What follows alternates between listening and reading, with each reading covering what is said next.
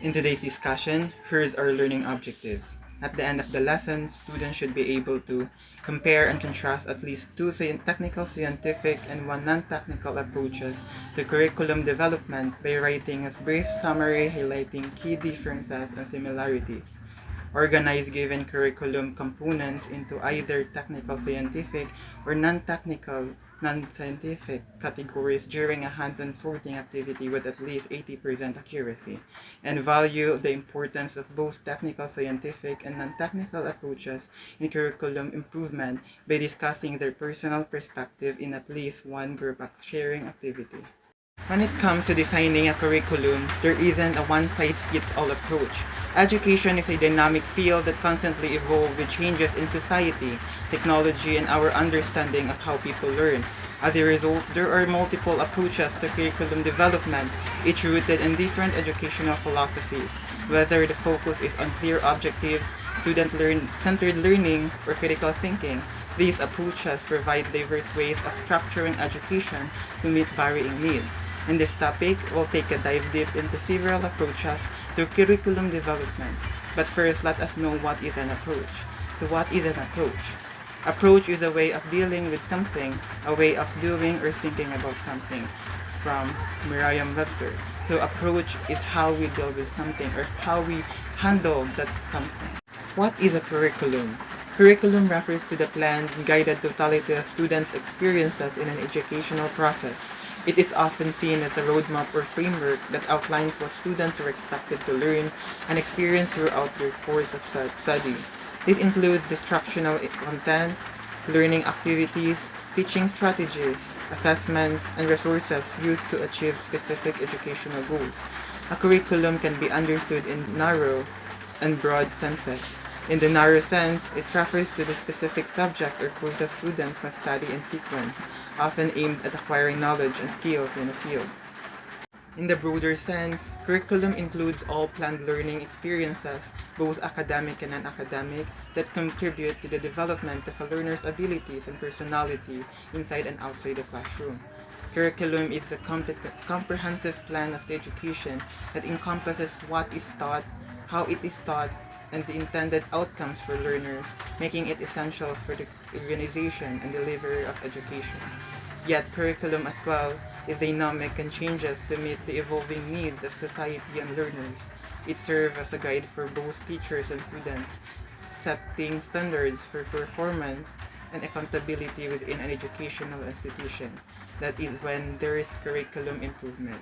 Curriculum improvement can be approached in various ways, broadly categorized into technical scientific and non-technical or non-scientific approaches. Technical scientific approaches like the behavioral, rational, and systems managerial approaches focus on clear measurable outcomes, efficiency, and organization. Non-technical or non-scientific approaches such as the humanistic aesthetic approach prioritize individual needs, personal growth, and critical examination of education's role. So let's first tackle the technical scientific approaches. The first one is the behavioral approach. This approach emphasizes defining scientific, measurable learning objectives and designing curriculum content and activities to achieve those achievements. It focuses on outcomes and uses evaluation to assess the effectiveness of the curriculum in reaching the stated goals. It was anchored on the behaviorist principle. So in education, behavioral approach begins with educational plans that starts with the setting of goals and objectives. Change in behavior indicates the measure of the accomplishments. So in simpler terms, behavioral approach is setting clear goals for what students should learn and check if they meet those goals. The second approach is the managerial approach. This approach focuses on the leadership and management aspects of curriculum development, with a principal or curriculum director taking a central role in planning, organizing, and implementing the curriculum. It emphasizes planning, organizing, and policy-making roles, often highlighting the responsibilities of school leaders and administrators in effective curriculum implementation. It is focused on the management of curriculum processes. So in simpler terms, managerial approach is focusing on the practical side, how to organize and manage the curriculum in the school. The third approach is a systems approach. This approach views the curriculum as an interconnected system with various components such as teachers, students, and resources interacting with each other. It emphasizes planning, organization, and coordination of these components to ensure smooth implementation and achievement of goals. It influenced by systems theory. So with the use of organizational chart, it represents a systems approach, shows the line staff's relationships of personnel and how decisions are made. It views the school and curriculum as an interconnected system where all parts interact. It considers inputs, processes, outputs, and feedback loops essential for curriculum development and adjustment.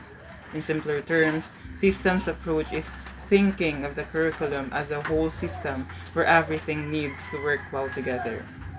So let's proceed to the non-technical or non-scientific approaches. The approach in this category is the humanistic approach. This approach prioritizes the individual learner and their holistic development. It emphasizes fostering creativity, personal expression, and as a love of learning, rooted in the progressive philosophy and child-centered movement. Humanistic approach is considered as the formal and planned curriculum and the informal or hidden curriculum. The learner is at the center of the curriculum. It places the learner at the center of the curriculum, aiming for holistic development beyond academic goals, addressing the total growth of students including their emotional and social well-being.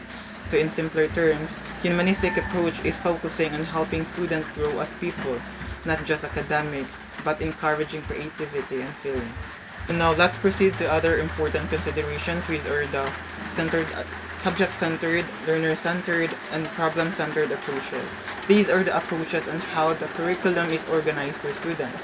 These are the classic approaches focused on the organization and focus of the curriculum content of experience. These are often seen as content or experience organizing approaches to curriculum design. The first one is a subject-centered approach.